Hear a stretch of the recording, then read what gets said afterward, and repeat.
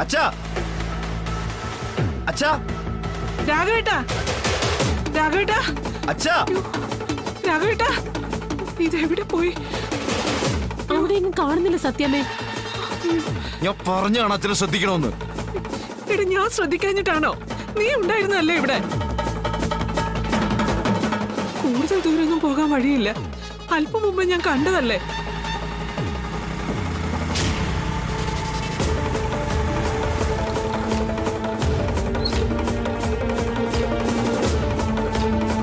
എന്താ സത്യമേ, എന്തു പറ്റി? മോളെ രാഘവേട്ടനെ കാണുന്നില്ല മോളെ. നീ പുറത്തെങ്ങാനും. എടാ വിഷ്ണു, വടക്കേറയ്ക്ക് മുന്നിൽ ചിലപ്പോ നിൽക്കുന്നത് കാണാം. ആ ശരിയാ, ഇടയ്ക്കിടയ്ക്ക് സാറങ്ങോട്ട് കേറി പോകുന്ന കാണാറുണ്ട്. അത്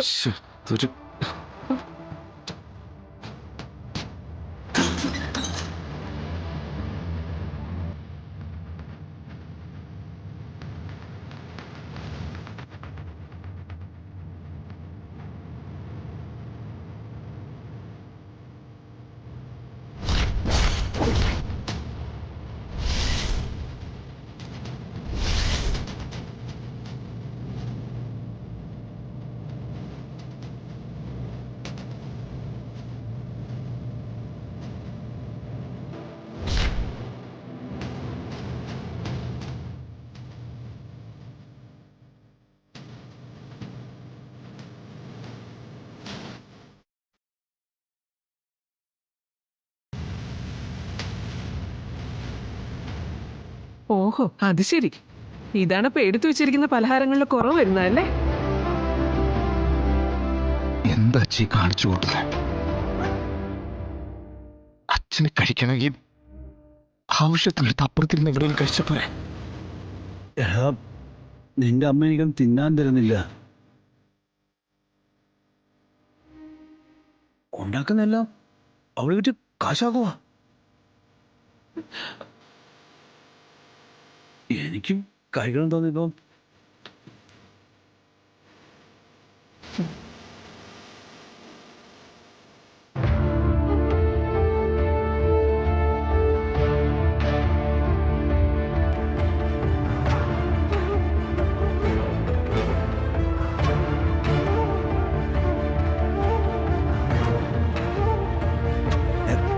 മക്കളെ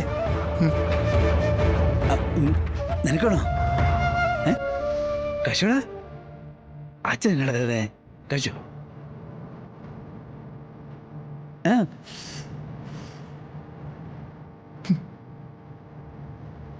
എന്തിനാ ഞങ്ങൾ എങ്ങനെ സങ്കടപ്പെടുത്തുന്നത്? മോന് വിഷമായ എങ്കിൽ എന്നാ ഇതുകൊണ്ട് വെച്ചോ. അച്ഛൻ ഇനി എടുത്തു തിന്നില്ല കേട്ടോ. കൊണ്ടു എന്നാ.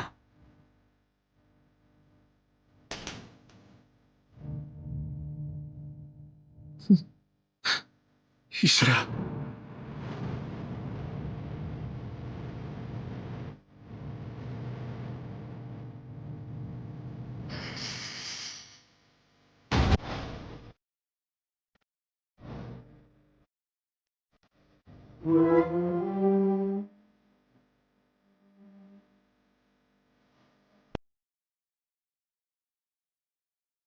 സത്യമേ,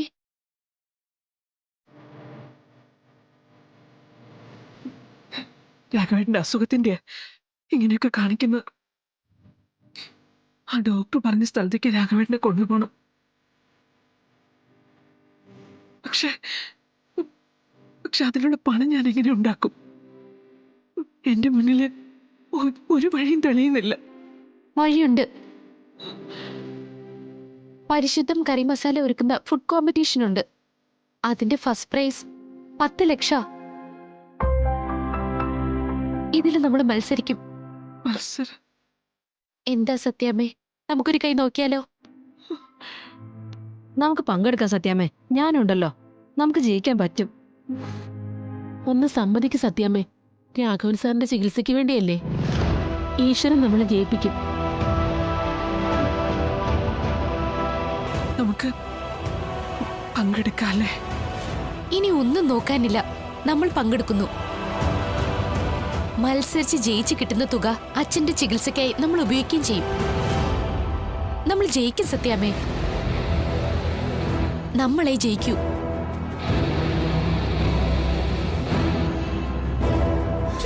ചെറു തീയിൽ ചൂടാക്കുക, അല്പനേരം കഴിഞ്ഞ് ഓഫ് ചെയ്യുക. ക്യാരറ്റ്, ബീൻസ്, തക്കാളി, ബീട്രൂട്ട്. ഓ, അത് ശരി. അപ്പൊ പാചകം കാണാത്തോടം പഠിച്ച് ചെയ്യാനുള്ള പരിപാടിയാണ് കൊച്ചമ്മ. നേരെ ജോലി ഒരു ചായയുടെ വെള്ളം തിളപ്പിച്ച് കുടിക്കാൻ ഇറങ്ങുന്നാത്ത ഇവളാണ് ഇനി പാചകത്തിന് മത്സരിക്കാൻ പോകുന്നത്.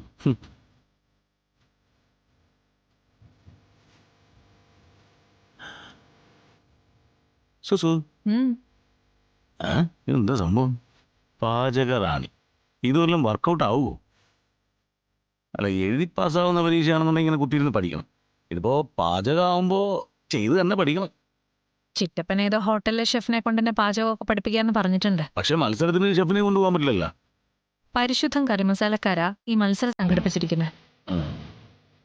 അപ്പൊ കറിമസാല കൂടുതലുള്ള ഭക്ഷണം ആയിരിക്കും ഉണ്ടാക്കാൻ പറയാ. ആ, ഞാൻ അതായി ബുക്കി നോക്കിക്കൊണ്ടിരിക്കുന്നത്. ബുക്ക് നോക്കിക്കൊണ്ടിരുന്ന ഈ ഇപ്പൊ അവിടെ തന്നെ ഇരിക്കത്തേ ഉള്ളൂ. ഇത് മിക്കവാറും ഇഞ്ചിയും കഴിച്ച് വടക്കോട്ട് നോക്കിക്കൊണ്ടിരിക്കുന്ന അവസ്ഥ. വല്ലതും പറഞ്ഞായിരുന്നോ? എന്റെ സുസു, ഞാൻ പറഞ്ഞ് മനസ്സിലാക്കി തരാം. അതെ, ഈ നല്ല ഫ്രഷ് മീൻ വാങ്ങിയത് ഫ്രിഡ്ജിൽ ഇരിപ്പുണ്ട്. മീൻ പൊരിക്കുന്നതിൽ സ്പെഷ്യലൈസ് ചെയ്യണമെന്നുണ്ടെങ്കിൽ കൂടെ വന്നാൽ മതി, ഞാൻ പഠിപ്പിച്ചു തരാം. ഈ ഹോട്ടലിൽ പണിയെടുത്ത് ശീലിച്ചിട്ടില്ലെങ്കിലും ഞാനൊരു കുക്കാണല്ലോ. എന്നാ പിന്നെ ഒരു കൈ നോക്കിക്കളയാം. ഒരു കൈ കൊണ്ട് പറ്റൂല. മീൻ ഇങ്ങനെ കിച്ചിക്കിച്ചാന്ന് കൃത്യമായിട്ട് വരഞ്ഞ് മസാലയൊക്കെ തേച്ച് എണ്ണയിലെടുത്തിട്ട് പൊരിക്കണമെങ്കിൽ 2 കൈയും വർക്ക് ചെയ്യണം. വാ, നമുക്കൊരു കൈ നോക്കാം. ആ, അതെന്ത് ഇരിപ്പാ ആ സുസു.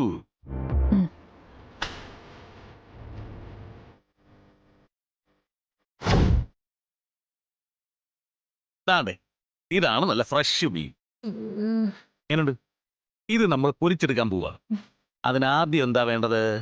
ദാ, ഈ മസാല കൂടിനകത്തേക്ക് നമ്മൾ ഇവനെ ഇങ്ങനെ ഇടും. എന്നിട്ട് നന്നായിട്ട് മസാലയൊക്കെ ഇങ്ങനെ തേച്ച് ഇങ്ങനെ പിടിപ്പിക്കണം.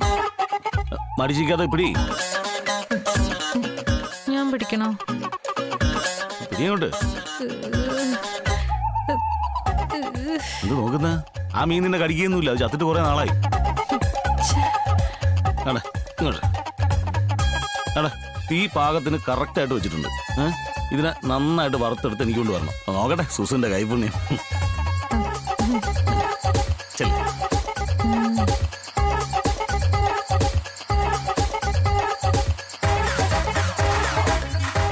അത് കത്തിച്ച് വെച്ചിട്ടുണ്ട് സുസു. അത് ഇനി ഒന്നും ചെയ്യണ്ട, അങ്ങനെ അങ്ങോട്ട് തെറിക്കരുത്. വെളിച്ചെണ്ണയാണ്. ആ,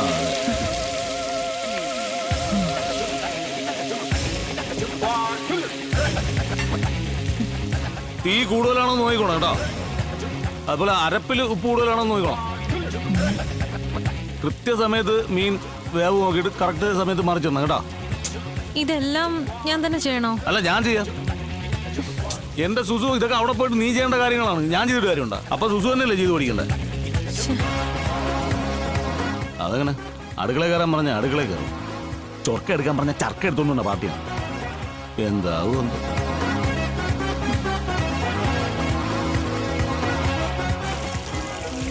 ഇവിടെ കൈയും കഴികൊണ്ട് നിന്ന് അതവിടെ കിടന്ന് കരിയില്ലേ? അങ്ങോട്ടല്ലേ? പിന്നെ കൈ എഴണ്ടേ? നാർന്നു. പിന്നെ ചാണകമല്ലേ അത്? മീനാണത്. അങ്ങോട്ട് പോയി നോക്ക്.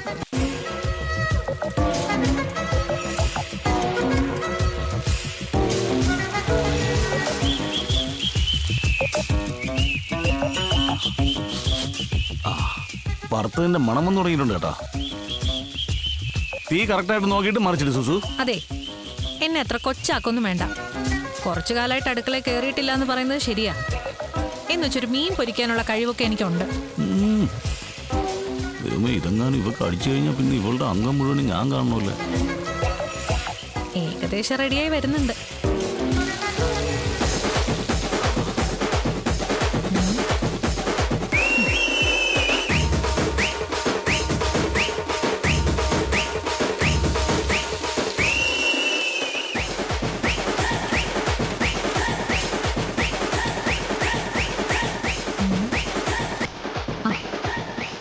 മീൻ പൊരിച്ച റെഡി. ആണാ? എന്നാ കൊണ്ടുവാ.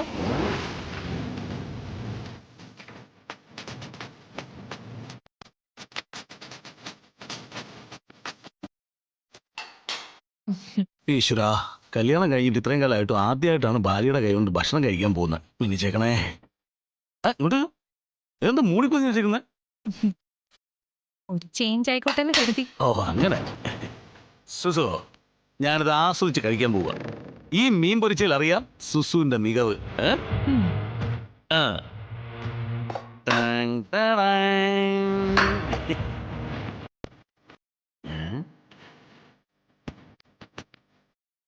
ഇതെന്ത് കരിമീനോ? നന്നായിട്ട് കരിഞ്ഞിരിപ്പുണ്ടല്ലോ. ഉം. സുസു, ഇങ്ങനെയാണ് നീ പാചകം ചെയ്യാൻ പോകുന്നെങ്കിൽ കുറെ പാട് വിടും. കുറച്ച് കരിഞ്ഞെന്നല്ലേ ഉള്ളൂ, വേറെ കുഴപ്പമൊന്നുമില്ലല്ലോ. അങ്ങനെ കുഴപ്പമൊന്നുമില്ല, കഴിക്കാൻ പറ്റില്ല, അത്രേ ഉള്ളൂ. എന്റെ സുസു, നീ മത്സരിക്കാൻ പോകുന്നത് പാചകകല വിദ്യയാക്കിയിട്ടുള്ളവരടുത്താണ്. കാര്യങ്ങൾ വ്യക്തമായിട്ട് അറിഞ്ഞ് മനസ്സിലാക്കി പോയില്ലെങ്കിലേ സുസു നീ പാടുപെടും. ഞാനേ ചിറ്റപ്പൻ പറഞ്ഞ ഹോട്ടലിലെ ഷെഫിനെ കാണാൻ പോവാ. അയാൾ നല്ല കൃത്യമായിട്ട് പാചകം പഠിപ്പിച്ചു തരും, കേട്ടല്ലോ.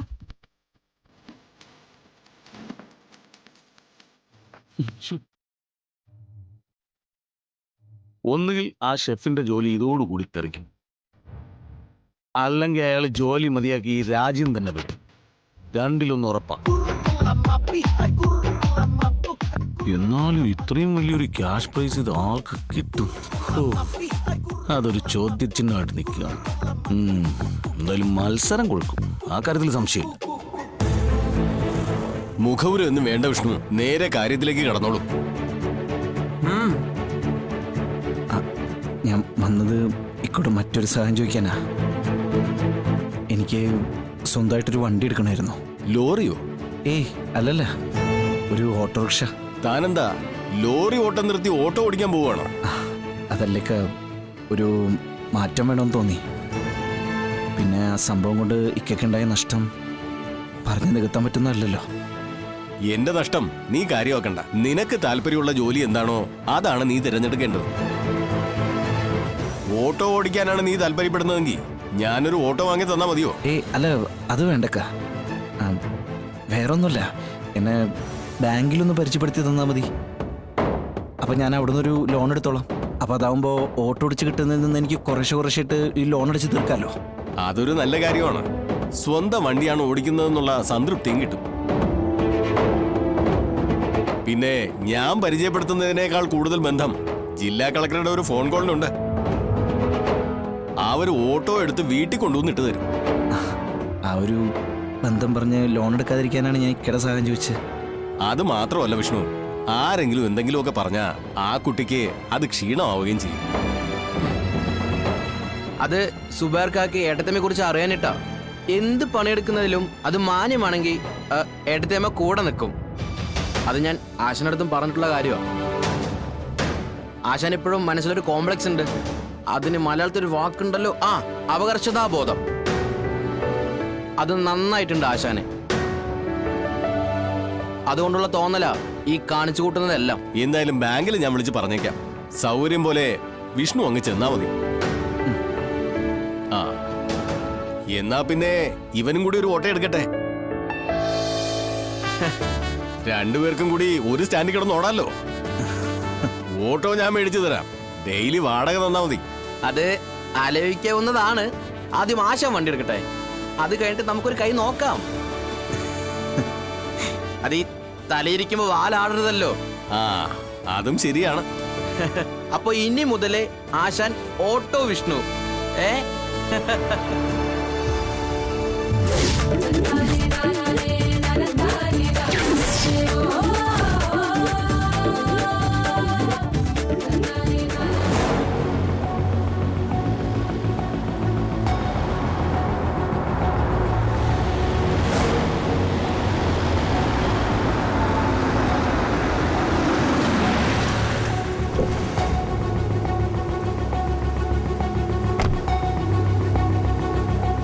ശാന്തിജി വീട്ടിലേക്കാണല്ലോ വരുന്നത്.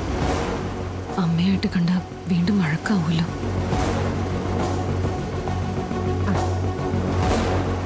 ശാന്തിജി, അമ്മ അകത്തുണ്ട്. എന്തെങ്കിലും കാര്യം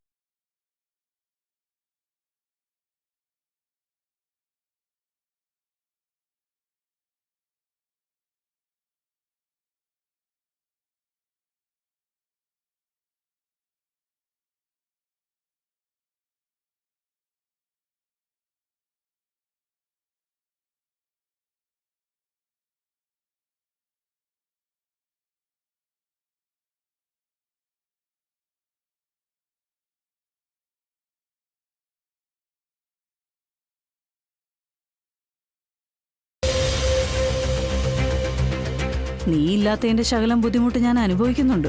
ഓ, ശകലമൊന്നും അല്ല. എനിക്കറിയാം ശാരദാമ്മേ, ഇവിടുത്തെ പണിയുടെ കാര്യങ്ങളൊക്കെ എനിക്കറിയാവുന്നതാണല്ലോ.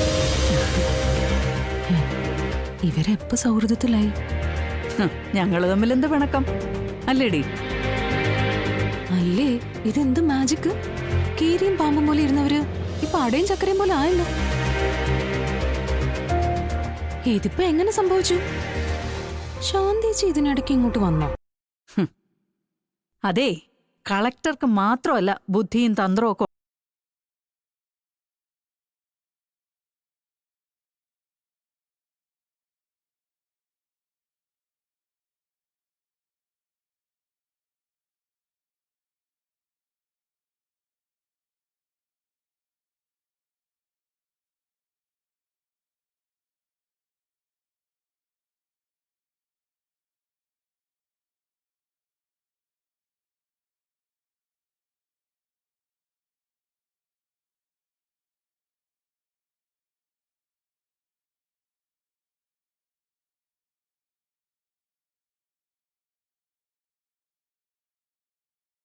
വിശ്വസിപ്പിച്ചു കളഞ്ഞില്ലേ?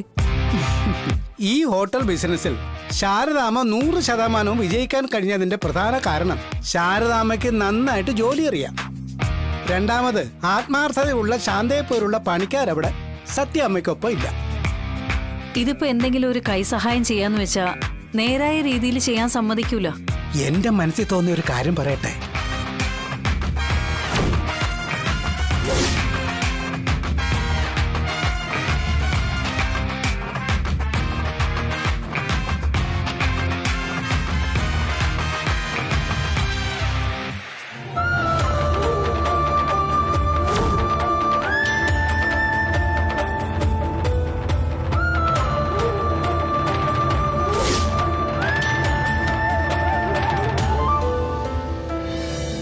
എന്നാലും സമ്മതിക്കണ രണ്ടുപേരെ, എല്ലാവരെയും അങ്ങോട്ട് വിശ്വസിപ്പിച്ചു കളഞ്ഞില്ലേ?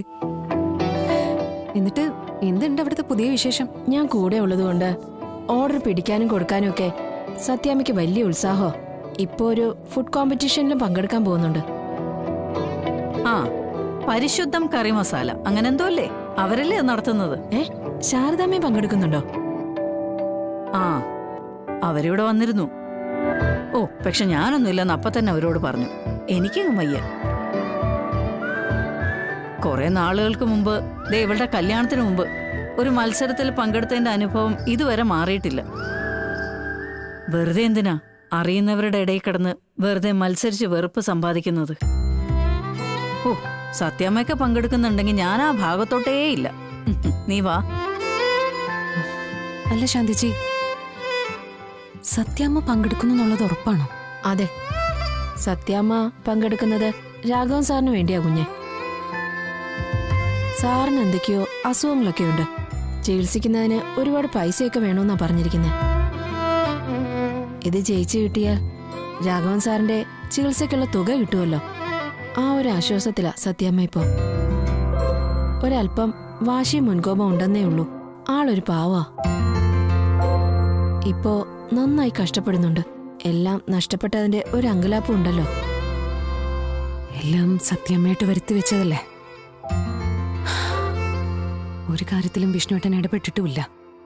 ഇപ്പോഴും സത്യാമ്മ ചികിത്സയ്ക്ക് ഇത്രയും പണം വേണോ എന്നുള്ള കാര്യമൊന്നും വിഷ്ണു കുഞ്ഞിനെ അറിയിച്ചിട്ടില്ല. അതാ ഞാൻ പറഞ്ഞ്, വാശിയാ.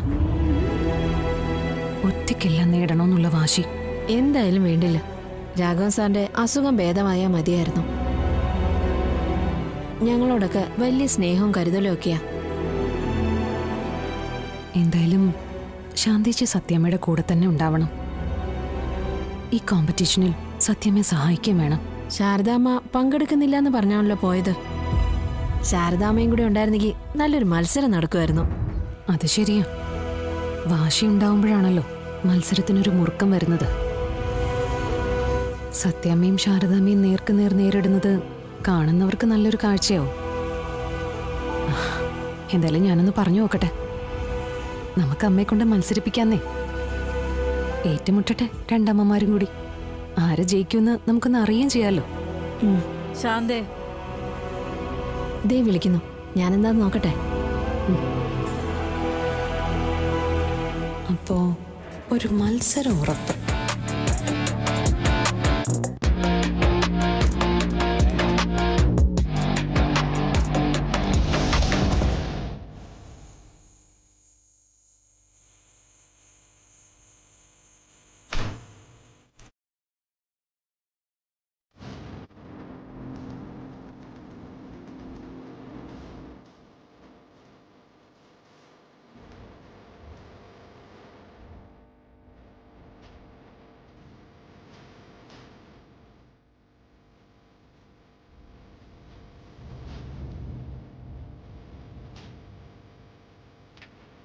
എന്താ അമ്മ ഇന്ന് രാത്രിത്തെ കറി? ബീട്രൂട്ട് തോരനുണ്ട്. പിന്നെ മോൾക്ക് ഇഷ്ടപ്പെട്ട രീതിയിൽ ബീട്രൂട്ട് തൈരൊഴിച്ചും വച്ചിട്ടുണ്ട്. ആ, അപ്പൊ ഇന്ന് ശാരദാമ്മയുടെ മാജിക് മുഴുവൻ ബീട്രൂട്ടിലാണെന്ന് സാരം. എന്തായാലും അക്കാര്യത്തില് ഞങ്ങളും ഭാഗ്യം ചെയ്തവരാ.